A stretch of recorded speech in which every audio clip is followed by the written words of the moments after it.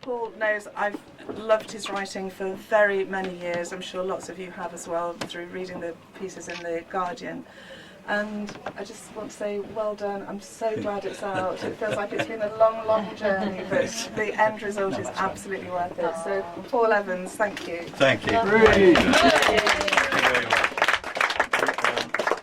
Malevolent Toby Jugs.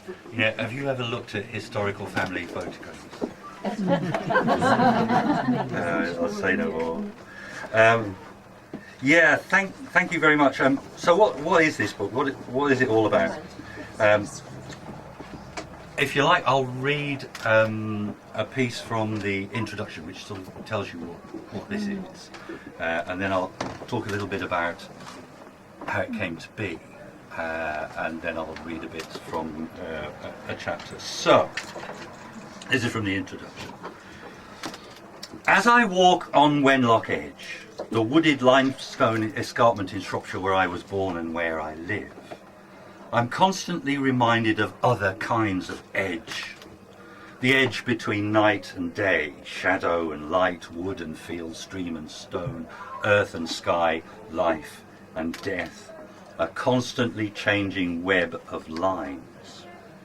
I look out from Wenlock Edge into what Shropshire novelist and poet Mary Webb described as a betwixt and between kind of place. So much has changed since 1920s when Mary Webb wrote about the Shropshire countryside. But I don't have to pretend not to see distant streetlights or hear the nag of traffic noise to feel her truth.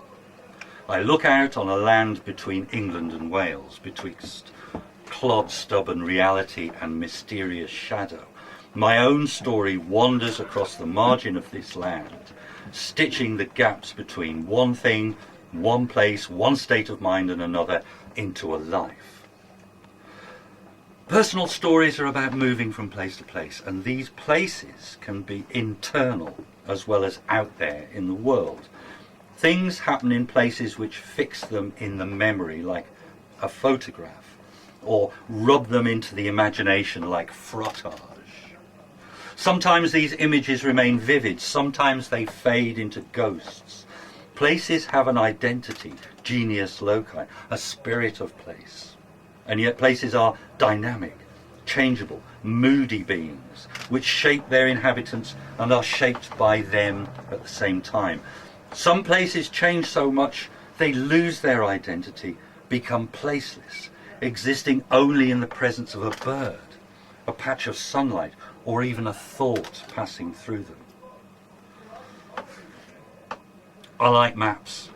I admire their certainty, but I don't believe them. The earth has tides of time and space which are never still, and attempts to plot their movements loses the plot of their story. I'm looking for these shifting boundaries, for thresholds, roads, rivers, Rubicons to cross. I'm fascinated by things washed up by such tides, or buried, lost, found, hidden, or so obvious we never see them.